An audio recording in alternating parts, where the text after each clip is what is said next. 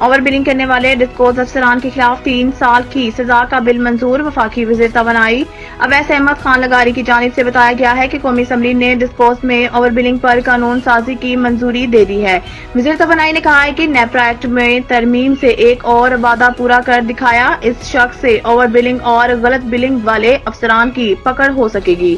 سردار اویس لغاری نے مزید کہا کہ آئندہ FIA نہیں نیپرا اوور بلنگ پر کارروائی کرے گا۔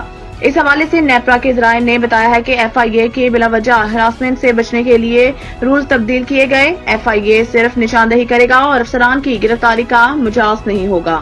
گندم درآمد اسکینڈل کی تحقیقات، سابق نگران وزیر خزانہ شمشاد اختر آج طلب۔ گندم درآمد اسکینڈل کی تحقیقات جاری ہے۔ گندم بحران پر تحقیقات کے لیے قائم کمیٹی کا اجلاس ہفتہ کے روز ہوا۔ تحقیقاتی کمیٹی کے سامنے مختلف آپشن زیر غور ہیں۔ ذرائع کے مطابق تحقیقات کے بعد کارروائی کے لیے معاملہ نیب FIA کے سپرد کرنے پر بھی غور کیا جا رہا ہے۔ نگران دور کے افراد کو طلب کیے جانے کا امکان ہے۔ نگران وزیر اعظم کے ذرائع کا کہنا ہے کہ ابھی تک طلبی کا کوئی باقاعدہ نوٹس نہیں ملا۔ کمیٹی 4 ارکان پر مشتمل ہے اور وزیر اعظم شہباز شریف نے کمیٹی کو ہدایت کی ہے کہ 4 روز میں تحقیقات کر کے رپورٹ پیش کی جائے۔ ذرائع کے مطابق نگران وزیر اعظم اور وزراء کو تحقیقات کے حوالے سے سوال نامہ بھی بھیجا جا سکتا ہے، جس میں ان تحقیقات کے حوالے سے وہ اپنا موقف پیش کر سکتے ہیں۔ کمیٹی کا اجلاس آج پھر ہوگا۔ وفاقی سیکرٹری کابینہ نے گندم کی انکوائری سے متعلق گمراہ کن خبر کی تردید کی۔ کمیٹی کل پیر کو اپنی رپورٹ پیش کرے گی۔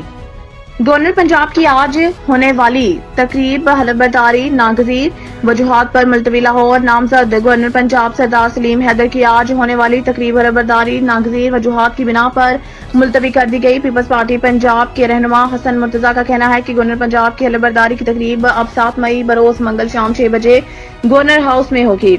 حلف برداری کی تقریب آج شام گورنر ہاؤس میں ہونی تھی، جہاں chief justice Lahore high court justice Shahzad Khan نے نامزد گورنر پنجاب سے حلف لینا تھا۔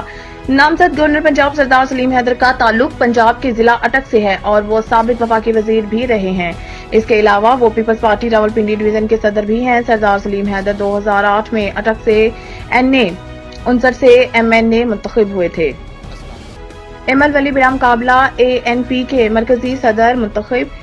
ANP کے جنرل کونسل کا اجلاس چیف الیکشن کمشنر افتخار حسین کی زیر صدارت بادشاہ خان مرکز میں ہوا، جس میں متفقہ طور پر ایمل ولی خان کو مرکزی صدر ANP منتخب کر لیا گیا۔ ذرائع کے مطابق ایمل ولی کے مقابلے میں کسی امیدوار نے ANP کے صدارت کے لیے کاغذات جمع نہیں کرائے۔